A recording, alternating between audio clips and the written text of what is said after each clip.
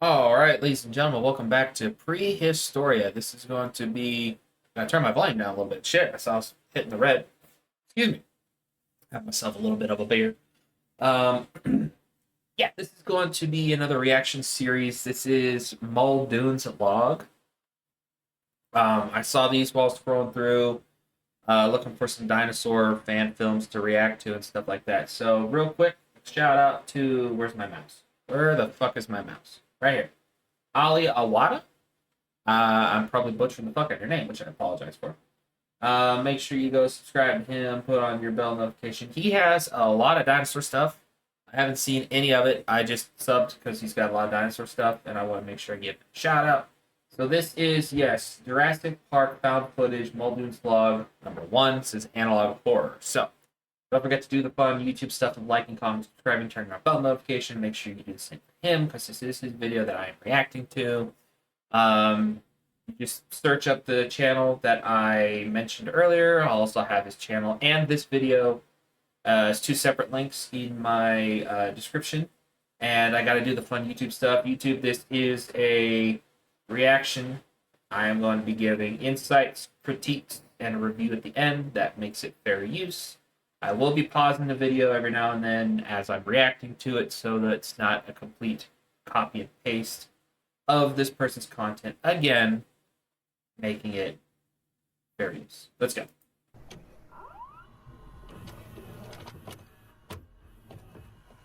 September 1991.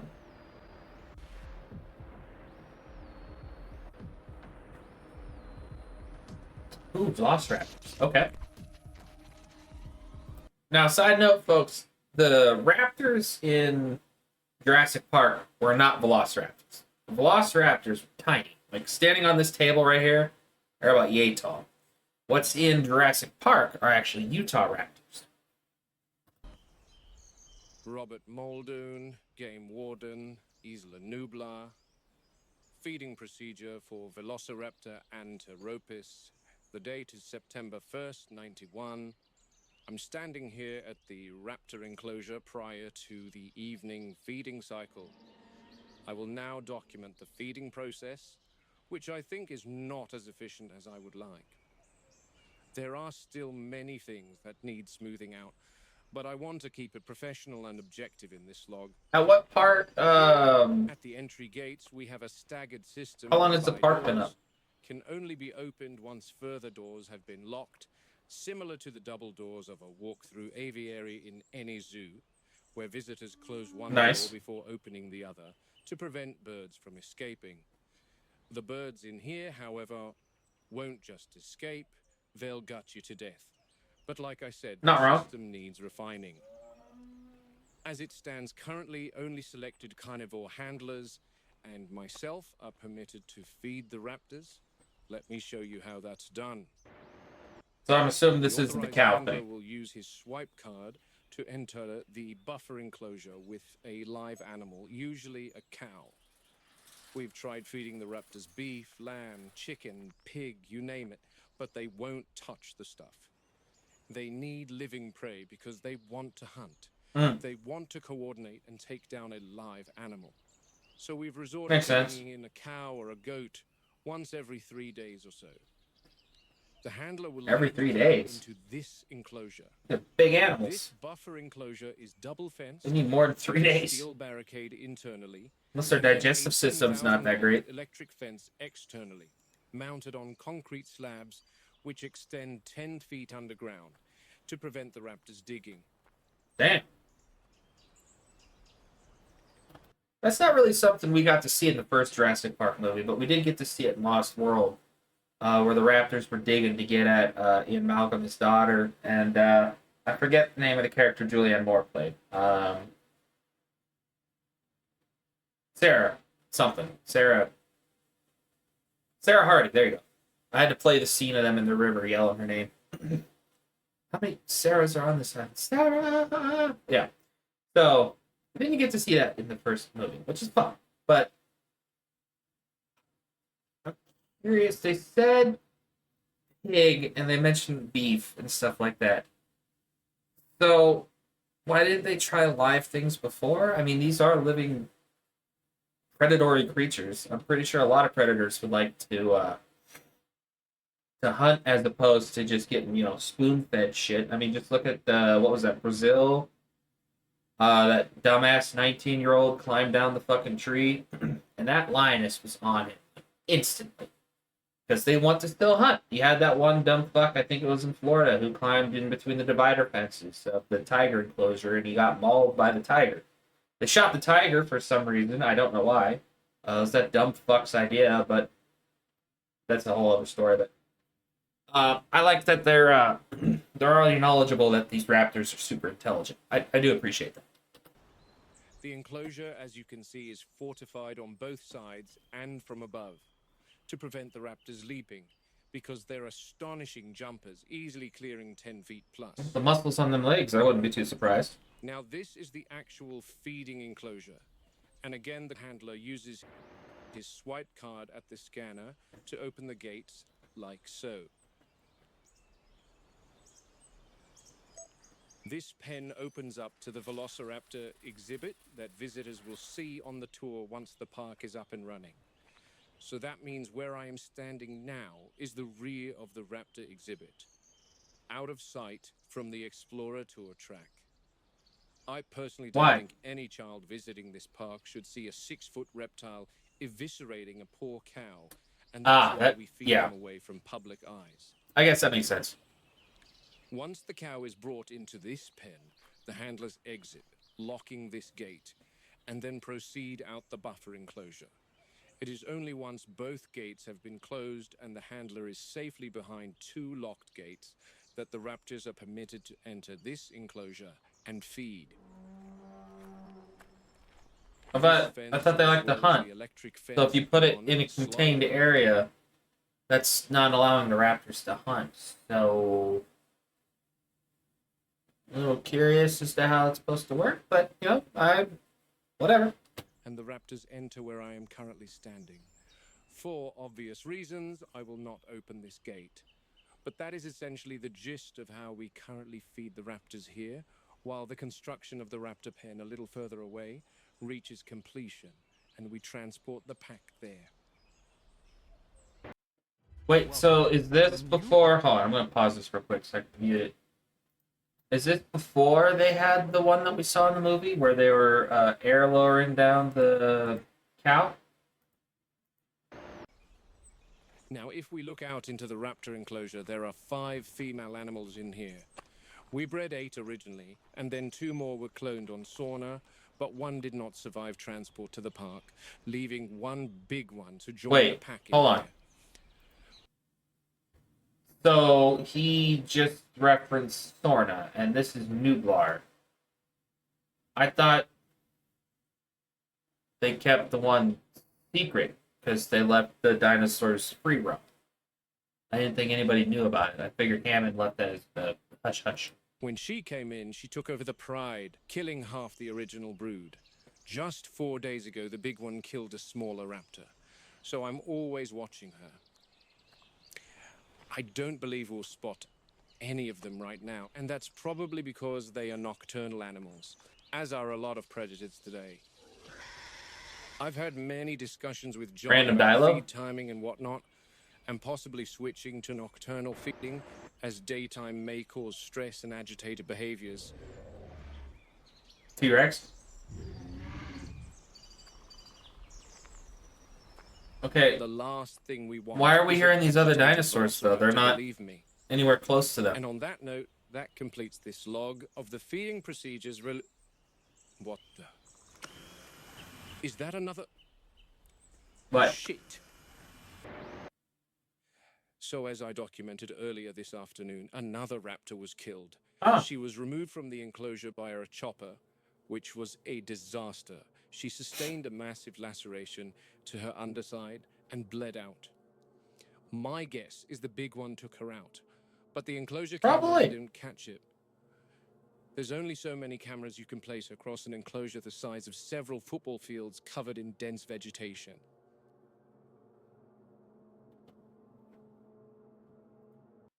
Several football fields? What enclosure is this? That's not the same size of the one we got to see for the movie.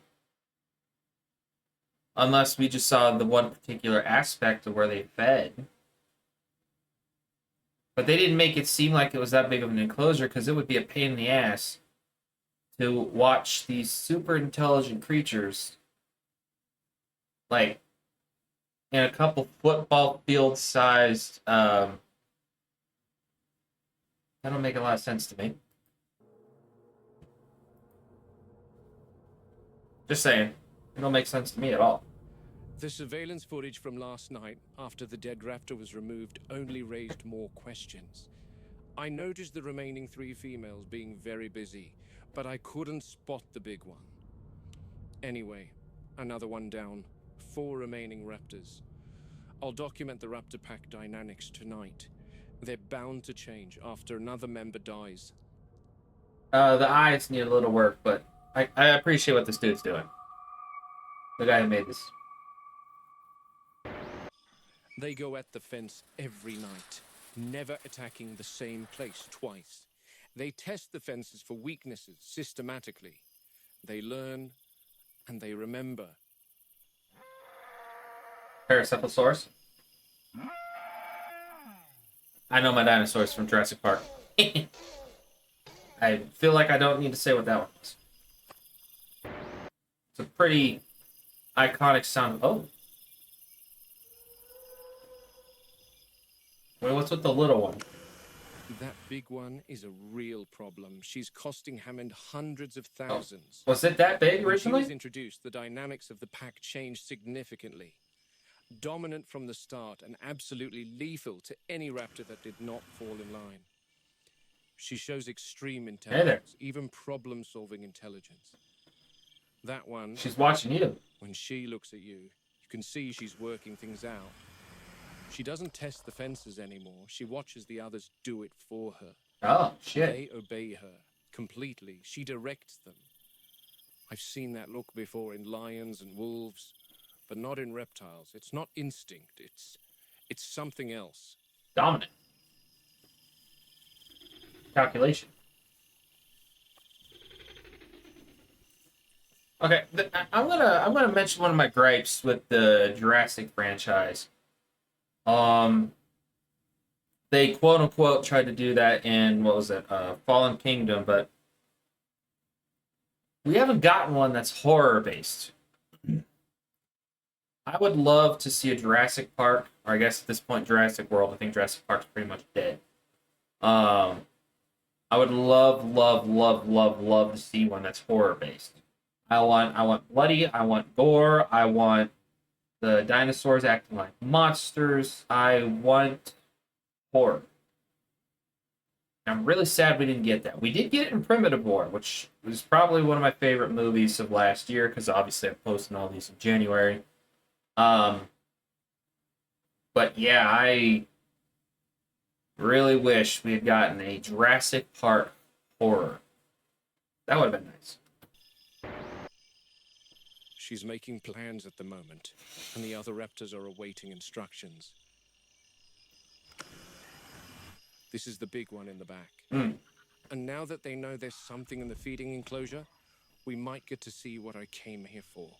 What? Their communication is far more advanced than reptiles of today. There's verbal cues and sounds, but there's also eye movements and tail twitches. One thing about the big one is she's fairly stoic in her communication style. She's aggressive when she wants to be, but is not as animated as the others. She'll stand still and stare directly into your eyes for hours. The others I describe as more bird-like in their behavior, with erratic movements. Oh, here we go. She's chosen one of them, and they're off. What, test the fence?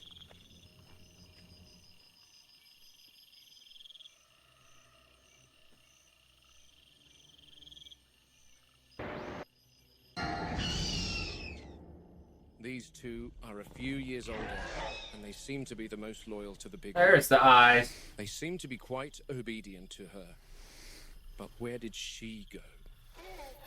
See, that's what she does. She gives out orders and then sits back and watches. And these two clowns do her bidding.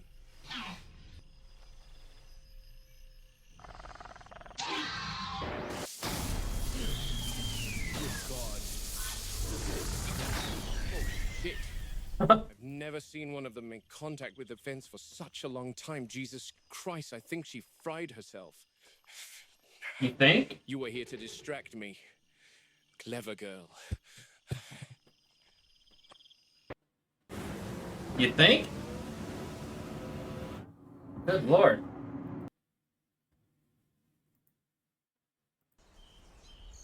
Yeah, it's cool to see what this Awada dude is doing with the Raptors and these Muldoon Vlogs. Because he's showing just how much smarter these Raptors were. I really appreciate that. I really do, because I love the Raptors. I mean, everybody Googles over the, oohs and ahs over the T-Rex. I'm one of those people. I like Rexy. Um, I swear to God, in these new ones, if they killed her off, I'm gonna be pissed. I haven't heard that confirmed. I heard it as a rumor. I haven't heard it confirmed. I love the Velociraptors. It's part of the reason why I didn't like Jurassic World Rebirth, is because we got like a 10-second clip of the fucking raptors. One got grabbed by a Muldoon, and then just fucking nothing after that. You can't insult a staple dinosaur or creature to a franchise. That'd be like a werewolf movie, like showing a werewolf mid transformation and then just cuts. Like, it doesn't show the brutality of the transformation. It's a key piece to werewolves and terror and all that other shit. The fact that they did that for Jurassic World Rebirth really pissed me off. Easily the worst Jurassic Park movie.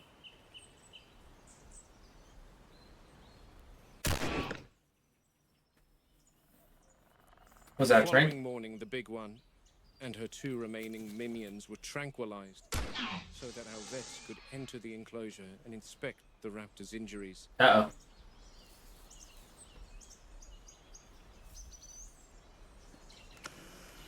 That went down nice and slow.